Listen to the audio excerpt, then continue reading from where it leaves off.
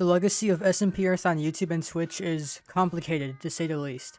While at the time, it was pretty well loved. Since it ended, opinions on the server have been rather mixed. Some people look back on the SMP with fond memories of watching their favorite creators interact with each other, and trying to solve an ARG. However, other people look back on the SMP as a misguided fart that was completely outdone by the Dream SMP in every way imaginable. Even some content creators who are on the server seem to now despise it immensely. Recently, the creator of SMPEarth, Chippledipplie, did a Twitter Q&A where he answered a lot of questions relating to the fall of SMPEarth and what went wrong. So today, I'll be combining Chip's answers from the Q&A with some of my own theories on the server. I'll be trying to figure out why SMPEarth is so polarizing. First, I'll give a brief history of the server. If you're already familiar with SMPEarth, just skip to the time on screen right now. SMPEarth was a server created by Chippledipplie and helped run by WilburSoot and JoshA20. The server had many big names on it, such as Technoblade, Captain Sparkles, Filza, TommyInnit, TimeDeo, and Venom, and way more. The main idea was that it was a 1 to 3,000 recreation of the Earth, and the players on the server could claim different countries as their own. There were also a few mods added to enhance the experience, such as a mod that added planes so people would not have to run for hours to travel. The server was started on November 22nd, 2019. There were many memorable moments that happened on the server, and the major ones are detailed in a video made by Zyphon. I recommend you go watch that if you want a better overview on what content was made during SMPEarth's lifespan. However, not all things could last, and very quickly the server would start to die. The server went on for around 6 months before it was finally shut down. Now that I have explained the server, I can get into some of the problems SMPEarth had. I think one of the biggest problems SMPEarth had were the players. At first glance, it looked like a very popular server with 128 different content creators on the SMP. However, it started to become a lot less popular the more you look into it. Of those 128 players, 31 of those played for over a week, 55 of those played for in between 1 day and 1 week, and astounding 42 players played for just 1 day. SMPEarth had more players who just logged on once than players who actually consistently play on the server for a decent amount of time. That group of one-time players included some pretty big names as well, including Tobuscus, Junkie Drinker, Slimesicle, James Marriott, Wild Spartans, Ginger Pale, and 24 Frames of Nick. This is all according to the SMPEarth wiki, and it is possible that the wiki just miscounted and a lot of these players are more active. Under this assumption, then only about a quarter of SMPEarth was actually active on the server. 31 is still a lot, about the same as the Dream SMP, but the percentage of creators that were participating versus the ones that could have played was still very low. Another major problem relating to the lack of a player base is that the server was only meant to last for a few weeks or so. This has been confirmed by Chip himself. Is pretty clear when you look at the SMP. As I said previously, the majority of the people on the server only joined once or twice, which sounds bad at first, but if the entire idea was to only have people join for a week, that does make sense. In fact, I think it is pretty astounding that SMPEarth even lasted for as long as it did. Chip was the only developer when the server officially began, and he was still coding plugins literally minutes before the server went live. Even after more developers were brought in, Chip did the majority of the work. Because of the amount of work had to be done to make the server functional, Chip ended up losing 40 pounds and failing all of his classes for school. Knowing all of this, I have no clue how SMPEarth managed to last for 6 months, especially since the execution was very similar to those pay-to-win faction servers that YouTubers would start in 2016 and abandon after a few weeks. However, from the Q&A Chip did about the server, it seemed like the biggest issue SMPEarth had was the server provider, which will not be named as I do not want to get sued. According to Chip, he regretted taking the first server provider that offered him a deal to partner with them. This is because the server was, allegedly, using an underage and undisclosed employee to show their server hosting service, which was just another server provider's servers being marked up. Not only that, but the server provider was very strict with what the players could and could not do on the server. You might remember when Technoblade and the Antarctic Empire claimed the entire world as a joke. Apparently the server provider got really mad at him for that.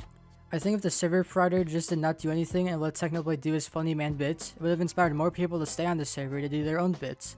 Instead, I think a lot of people saw them get mad at Technoblade, and they left the server because they realized that they were unable to make the content they wanted to make. Another thing I want to mention relates to how merch sales were handled, as apparently that might have been a failure too. According to Chip, none of the sales from the merch went towards funding the server, which should have been a big help, although some profits did go to charity and the artists who designed the merch. I was able to find the SMPEarth merch on the Wayback Machine, and to be honest, I don't think it was that good. What I could tell, none of the popular content creators on the server got SMPEarth sponsored merch, even the ones who are a major part of the SMP like Technoblade, WilburSoot, and FitMC. Instead, the only creators to get it were VoiceOver Pete, IamSpoon, and Asai. Two of those guys were exposed for sexual harassment after the SMP ended, and the other one owns the merch shop SMPEarth sold merch from. I think the merch could have worked if they got more of the big names to partner with them, but instead all we got was a Fiverr guy and his Boominati.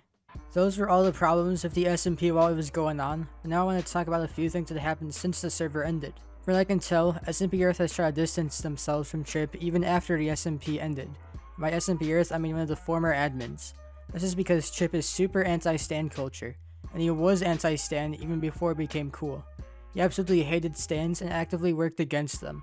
His hostility towards stan culture led to a pretty infamous exchange, where Chip and his friend Valky supposedly encouraged the doxing of minors.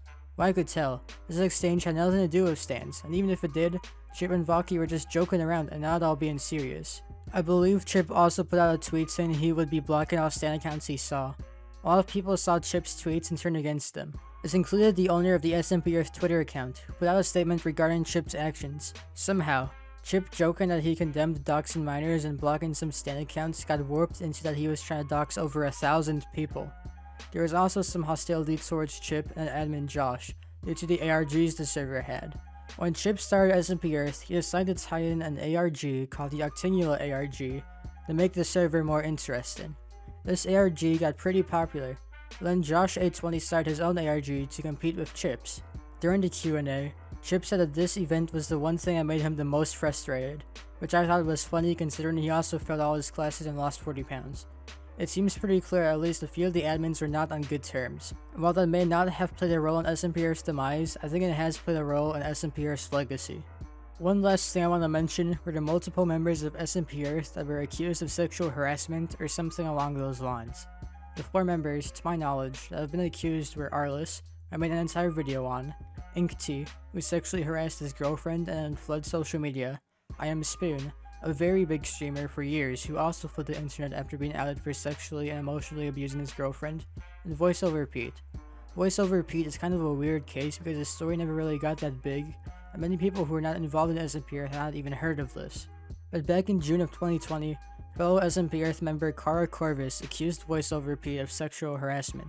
A Twitter user named Bridget also accused Pete of being a creep, with multiple testimonies from unnamed individuals. To top it all off, recently Sneaksnag accused Pete of being an unironic boomer instead of an ironic boomer, and pretty much serving as a salesperson for gamer subs. In most servers, these 4 cases would not be anything special. SMP Live even had all 4 of them on their server as well, along with Call Me Carson, who also got exposed for sexual stuff. However, I think the difference between SMP Live and SMPEarth is that it is much easier to find content for SMP Live without any of the bad people, considering how many active players it had. Using my numbers from earlier, there were only around 30 active players, of which Pete, Arlus, and InkTea were all active members. That means 10% of SMPEarth's active player base had sexual harassment claims against them of varying levels, which is kind of crazy. I also mentioned how IamSpoon and Pete even got SMPEarth sponsored merch, so they were not just people who joined once and never logged on again. Like the recent beef between the former admins, this did not contribute to why SMPEarth ended, but is a pretty bad look on the server's legacy. Despite the fact I spent pretty much the entirety of this video talking about why people don't like SMPEarth and how it kind of failed, I still think it was a pretty fun SMP. Most people may have quit after a week, but the content we did get was pretty entertaining. At the very least, SMPEarth was definitely the most ambitious Minecraft server ever made. Its premise was pretty much starting a model government in Minecraft where each country was led by a different comedian. That's an idea with a whole ton of potential. It's very possible that, with more preparation, SMPEarth could have reached dream SMP levels of success. Knowing this, I don't think it is fair to write SMPEarth off just due to all the behind the scenes issues that took place. It was a pretty important part of Minecraft's history on YouTube. It tried to continue SMP Live's footsteps of being a more comedy based SMP and actually having planned storylines. While those storylines did not always work out, I doubt the dream SMP would be as good as it is if TommyInnit and WilburSoot did not have SMPEarth as a test run, what they were trying to accomplish.